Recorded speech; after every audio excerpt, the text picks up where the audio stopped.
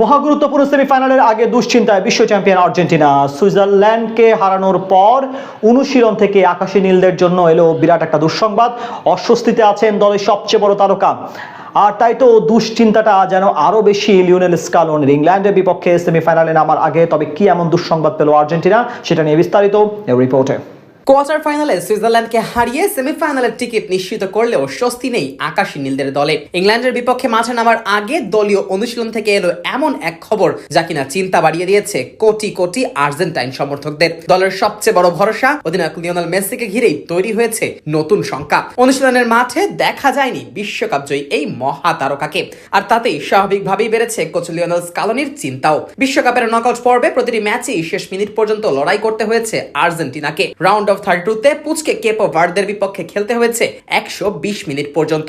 এরপর শেষ 16তে মিশরের বিপক্ষে 78 মিনিট পর্যন্ত 2-0 গোলে পিছিয়ে থেকে আর্জেন্টিনাকে দেখাতে হয়েছে ইতিহাসের সেরা পারফরমেন্স। এরপর কোয়ার্টার ফাইনালে সুইজারল্যান্ডের বিপক্ষেও হয়েছে 120 মিনিটের ম্যারাথন লড়াই। টানা 3 ম্যাচে এত কঠিন পরিশ্রমের পর খেলোয়াড়দের শরীরে যে প্রচন্ড ক্লান্তি আসবে এটাই তো স্বাভাবিক। আর সেই ধকল সবচেয়ে বেশি পড়েছে দলের অভিজ্ঞ ফুটবলারদের উপর। সেই তালিকা থেকে বাদ যাননি 39 বছর বয়সী অধিনায়ক লিওনেল মেসিও। আর এ কারণেই সোমবার দলের নিয়মিত অনুশীলনে দেখা যায়নি মেসিকে।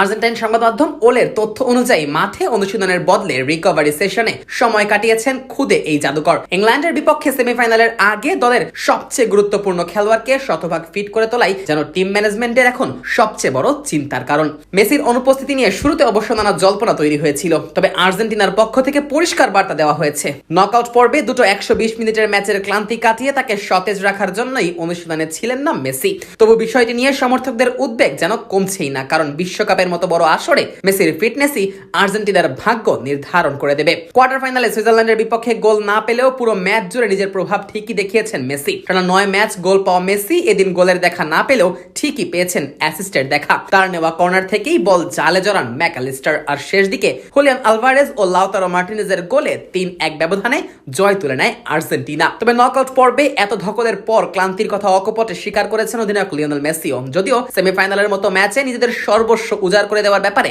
এক চুলো ছাড় দিতে নারাজ আর্জেন্টাইন এই তারকা। কেননা হ্যারি কেইন, জুড বেলিংহামরা যেই দারুণ ছন্দে আছেন, তাতে করে তাদের বিপক্ষে ম্যাচ জেতা মোটেই সহজ হবে না আলবি সেলেস্তেদের জন্য। লড়াইটা করতে হবে হাড্ডাহাড্ডি। তবে আপাতত আর্জেন্টিনার সবচেয়ে বড় লক্ষ্য একটাই, সেমিফাইনালের আগে দলের প্রতিটি খেলোয়াড়কে ফিট করে রাখা। বিশেষ করে মেসির ফিটনেস নিয়ে কোনো ঝুঁকি নিতে চাইছেন না কোচ লিওনেল স্কালোনি। সে কারণেই অনুশীলনে সময় না দিয়ে মেসি সময় দিয়েছেন রিকভারি সেশনে। আর্জেন্টিনার সমর্থকদেরও এখন একটাই প্রার্থনা, সেমিফাইনালের আগে যেন পুরোপুরি সতেজ হয়ে মাঠে ফিরতে পারেন মেসি। কারণ আর্জেন্টিনার ফাইনালের স্বপ্ন অনেকটাই নির্ভর করছে তাদের অধিনায়কের জাদুকরী পারফরমেন্সের উপর। আর ফুটবল বিশ্ব অপেক্ষা করছে বিশ্বকাপের আরেকটি মহারণে মেসির পা থেকে আবারও জাদু দেখার জন্য।